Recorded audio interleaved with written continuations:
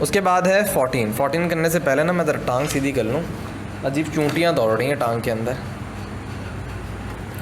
उसके बाद 14 लिखा हुआ है if Z1 equal to 1 + 2 iota और Z1 का स्क्वायर, आपको इसका स्क्वायर करना है। तो देखो अगर आपके पास Z1 है 1 + 2 आयोटा, ठीक है, तो इसको आपको स्क्वायर करना है, ठीक है।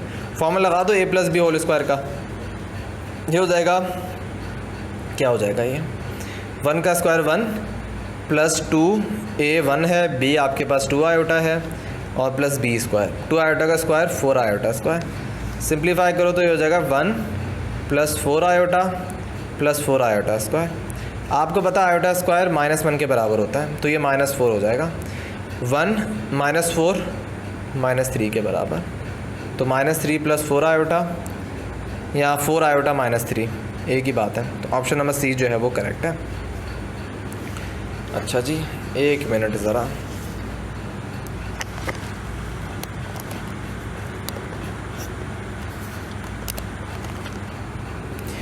फिफ्टीन पे आप आ जाओ। 15 पे लिखा हुआ है find the imaginary part of, और मैं ये क्लियर से मतलब करीब से भी दिखा देता हूँ, आयोटा डिवाइड बाय 3 + 2 आयोटा, ठीक है। आपको इसका इमेजनरी पार्ट फाइंड करना है।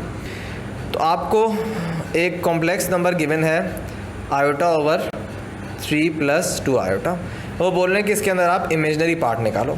देखो इमेजनरी पार्ट उस वक्त आएगा जब आप डिनोमिनेटर से ना ये आयोटा हटा दोगे।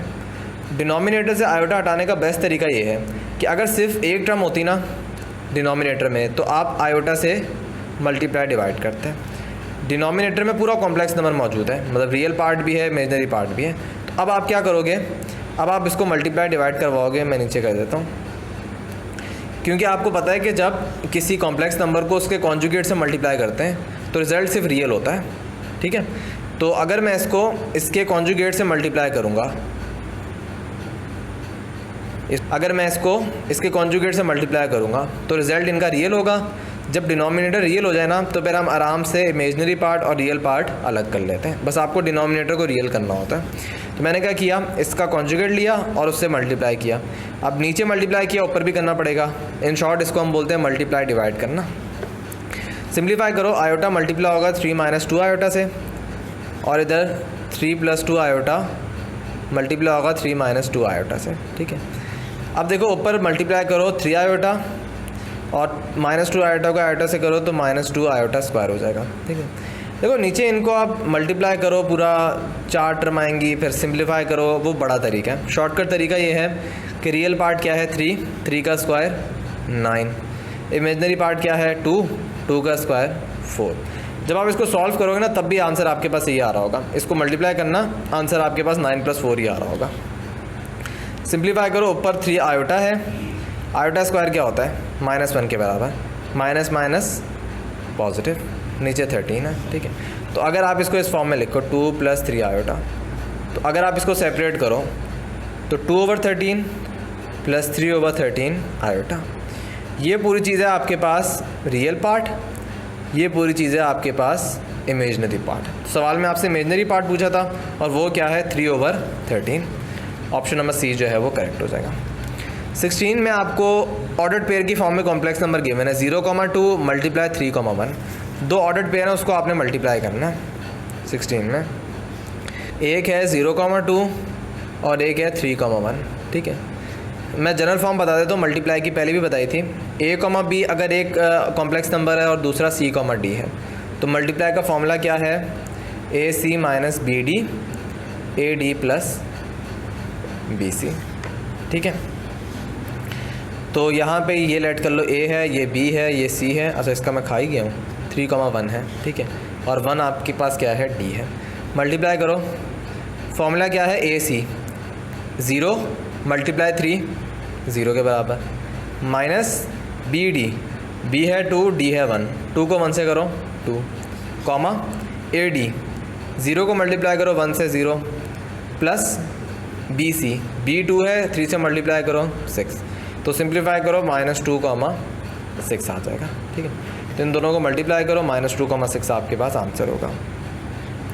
17 में लिखा हुआ है z = cos x + iota sin x। z equal to cos x plus iota sine x, ठीक है। और नीचे क्या पूछा हुआ है, देन कॉन्जुगेट ऑफ z। भाई इसका कॉन्जुगेट क्या होगा, कॉन्जुगेट निकालने का तरीका ये होता है कि जो इमेजनरी है ना नंबर, उसका आप साइन चेंज कर दो, पॉजिटिव है तो आप नेगेटिव कर दो, तो ये आपके पास कॉन्जुगेट आ जाएगा। ऑप्शन नंबर से वो करेक्ट है। क्योंकि MCQs तो यहाँ पे ख़त्म हो गए। मैं 2 इंपॉर्टेंट चीज़ें बता दूँ उसके रिलेटेड, ये कॉम्प्लेक्स नंबर से रिलेटेड, ये आप पूछ भी सकते हैं और बड़ी इंपॉर्टेंट है। देखो ये जो आपके पास है ना z equal to x plus y iota y, ठीक है, ये मेरे ख्याल में इसको कार्टेशियन रिप्रेजेंटेशन बोलेंगे, किसी भी मेरे ख्याल में यही बोलेंगे, मुझे एग्जैक्ट नहीं याद, कार्टेशियन रिप्रेजेंटेशन ही होगी, ठीक है। असल चीज़ क्या है वो आप देख लो। कॉम्प्लेक्स नंबर को हम 2 तरीके से और भी लिख सकते हैं, पोलर फॉर्म में भी, और एक होती है एक्सपोनेंशियल फॉर्म। तो दोनों मैं बता देता हूँ, ये MCQ में पूछ सकते हैं कि कॉम्प्लेक्स नंबर की एक्सपोनेंशियल फॉर्म क्या है या पोलर फॉर्म क्या है। पोलर फॉर्म किसी भी कॉम्प्लेक्स नंबर की होती है z इक्वल टू r, या चलो मैं अलग से बताता हूँ इसको, मैं इसको अलग से ज़रा, ये पता नहीं यूनिवर्सिटी का टेस्ट हुआ था हमारा, उसी से मैं सॉल्व करवा देता हूँ, खाली पेज मिल गया मुझे। देखो एक होती है किसी भी कॉम्प्लेक्स नंबर की पोलर फॉर्म, वो होती है z इक्वल टू, सबसे पहले मैं आपको एक चीज़ बता दूँ कि पोलर फॉर्म में x बराबर होता है r cos थीटा। जैसे अभी आपने MCQs किया था ना, हमने x को रिप्रेजेंट किया था कॉम्प्लेक्स कॉन्जुगेट कोऑर्डिनेट्स में, बिल्कुल उसी तरह x को अगर आप पोलर कोऑर्डिनेट्स में करोगे तो x बराबर होगा r cos थीटा, y बराबर होगा r sin थीटा। आपको पता है कॉम्प्लेक्स नंबर क्या होता है, x प्लस आयोटा y।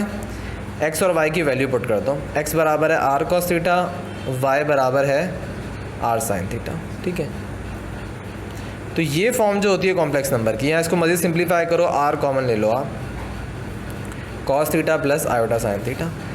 ये जो रिप्रेजेंटेशन है कॉम्प्लेक्स नंबर की, इसको हम बोलते हैं polar form of complex number, ठीक है। वेयर r क्या है इसके अंदर, r है सिंपल मॉडुलस z का, x square plus y square, और थीटा इसमें क्या होगा, टेंजेंट थीटा बराबर है y ओवर x, ठीक है। तो ये मैंने पोलर फॉर्म बता दी, डिटेल में मैं और नहीं जा रहा, लेकिन ये इसकी पोलर फॉर्म है, ये आप कुछ बातें इसकी याद कर लेना।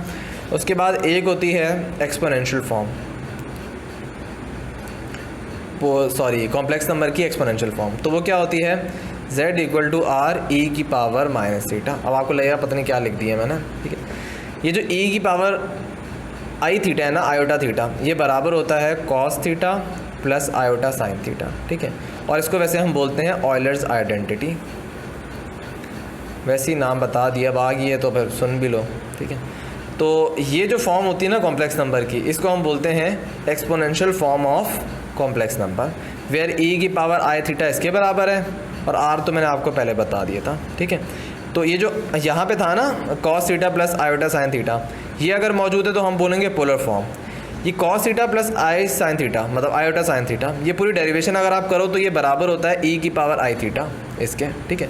तो जब आप इसकी जगह e की पावर आई थीटा लिख दोगे तो अब ये हो जाएगी exponential form of complex number. तो ये है polar form of complex number, ये है exponential form of complex number, और एक होती है x प्लस आयोटा वाई। जहाँ तक मुझे लगता है इसको हम कार्टेशियन फॉर्म ऑफ बोलेंगे, अगर कोई और नाम हुआ इसका तो मैं एडिट में लगा दूंगा कार्टेशियन फॉर्म, ठीक है। तो ये 3 फॉर्म बड़ी इंपॉर्टेंट है, ये तो आपको पता है, बाकी 2 मैंने डिस्कस कर ली। तो हमारा चैप्टर ख़त्म हो गया। नेक्स्ट वीडियो में इंशाल्लाह हम चैप्टर नंबर 3 स्टार्ट करेंगे। तो अपना ख्याल रखिएगा, अल्लाह हाफ़िज़।